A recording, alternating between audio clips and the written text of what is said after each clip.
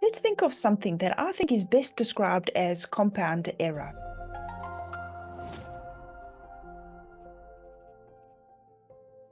It really does pose a risk to a business, so really valuable just thinking about this concept. And I think shelf life is a great example to use. Now, take a food business or a food supplement business, and imagine that you've got three raw materials being used to manufacture a finished product. Raw material one might be perfectly within its shelf life, and that's great. Raw material two might also have sufficient shelf life.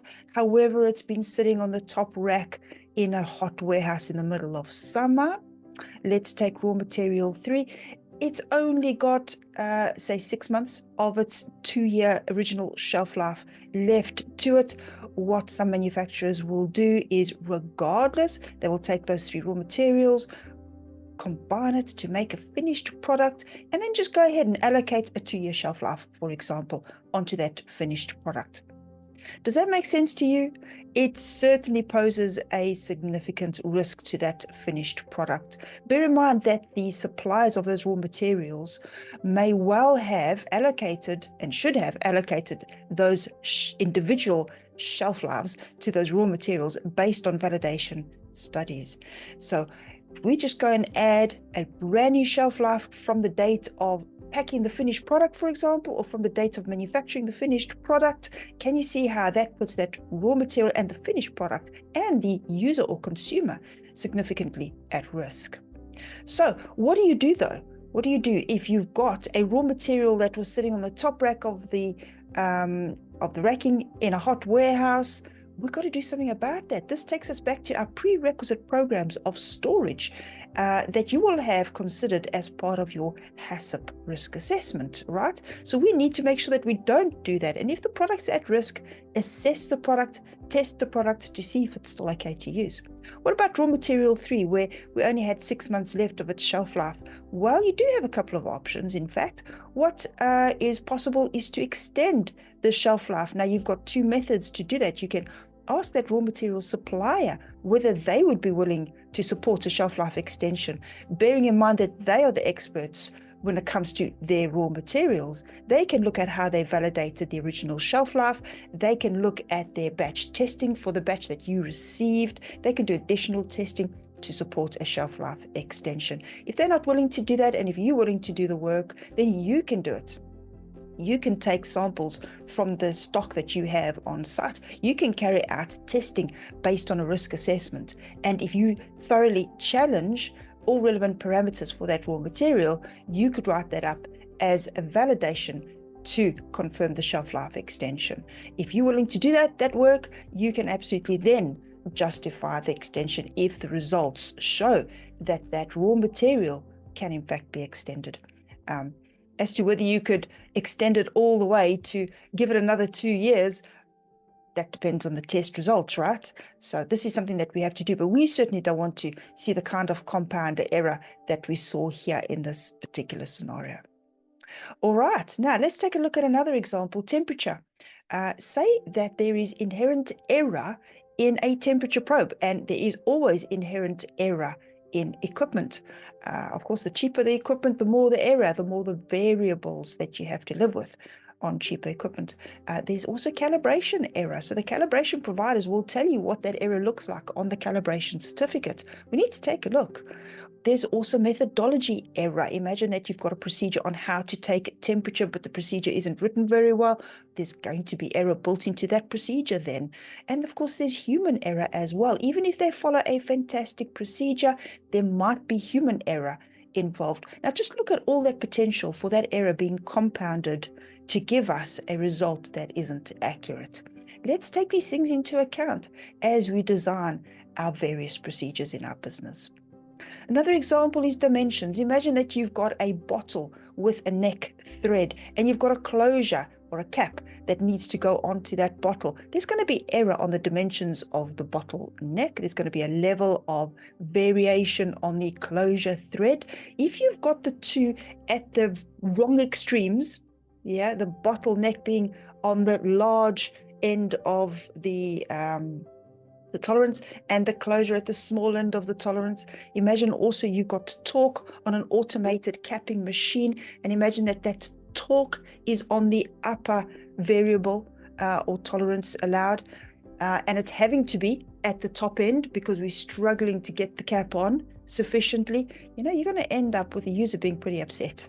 And imagine if that's an elderly user and they just cannot get the cap off now, because you've been forced to use a really high torque to force that cap on. Now imagine that scenario, and it's all because of compound error. Imagine that scenario, but it's much worse than just this elderly person being frustrated that they can't get the cap off. Imagine it's a glass bottle, and imagine that forcing that thread on has caused some of the bottlenecks to chip. You don't see that because you're not 100% inspecting all the bottles. Now we end up with chips of broken glass in that bottled product. Again, it's just another example of compound error. Now, there are variables that we cannot control in a business. For example, customers. We can't always control customers. We can't always control our suppliers. You might end up with the raw material or that bottle with the neck at the top end of the tolerance, for example. And we can't always control natural products like farmed produce, for example. There's going to be natural variation in various parameters. However, there's a lot that we can control, and it's data that we need. Now, let's take a look at this. Data. You can get data by looking, first of all, at your HACCP flow diagram and the various process steps. Take a look at that flow diagram and think to yourself, can I get data from this step? Can I get data from that step? Ask yourself, where can you get that data from? Then you can also look at your raw materials. Can I get data from those raw materials? Am I testing them regularly? Am I inspecting them regularly, for example? Can I get data from machines, from your equipment? Can you get data from people? Absolutely, you can. Can you get data from the procedures that people are following? Measurements, absolutely. And management is another one. You might look at this and say, oh, yeah, those are the 6 M's. They look familiar. Yes, because they come from a fishbone or Ishikawa diagram that we can use to do root cause analysis. They also happen to be very common prerequisite programs that you will have identified as part of your HACCP study. So whether you think of it like those as topics that come from a fishbone diagram or as topics that are prerequisite programs, it's just a nice way to add those to your process steps and just think to yourself as a business, can I get data? Can I extract data? Can I collate and trend that data from any of those topics? It's a fantastic to do. Remember that a lot of people have data, but the data is scattered or it's living within individual batch records. Nobody's collating that data to look for trends and to be alerted when you are potentially compounding error coming from that data. All right. So again, another way to generate data, if you are looking around and you're thinking, you know what, we're not really generating much data in this business, well, you can do that through validation. That's exactly the whole purpose of validation, is to generate data to give yourself confidence that a product, process, or equipment is working as it needs to. Your routine monitoring and verification activities, those are all the checks that we do on a daily basis. That is going to generate data.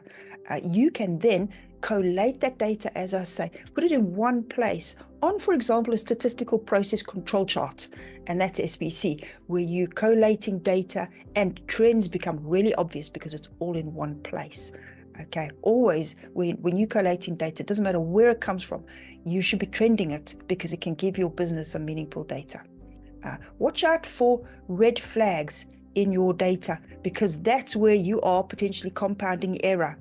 Okay, you know what it's like when something goes wrong, for example, a car accident. You think after the accident, oh, if only my tires hadn't been smooth, if only that person in front of me hadn't stopped so suddenly, if only it hadn't been raining at the time, if only I hadn't been speeding because I was late, if only. We can't control all of those variables. We can't control the rain, but I certainly could have controlled the smoothness of my tires. I could have controlled my speed, etc. So it's those red flags that we really have to watch out for. On their own, they might not look like a big risk, but as soon as you compound it and combine it with other factors, you get that compound error and you get the car accident, or you get the failure in a business that results in losing a customer or having to recall a product. To close the loop, when things do go wrong, let's learn from them by doing thorough root cause analysis. And again, you can use those 6 M's where you are looking at topics like machinery, manpower, management, methodologies to find out where did we go wrong? Where did these factors combine to compound the error that resulted in that significant issue? So let's do the root cause. Let's learn from it. Make sure that we gather data going forward so that the red flags become really obvious to us and we succeed as a business instead of having those failures reoccur. All right. And risk assessment. That's what we need to then do. We need to take the learning from the root cause analysis and use it to strengthen our risk assessments. Remember, risk assessments are preventive in nature. Yeah, we assess the risk, we mitigate the risk through control measures. And if we have learned from previous failures, let's take that learning and make that risk assessment even better so that going forward, we are strengthened as a business. I hope that's been really useful for you.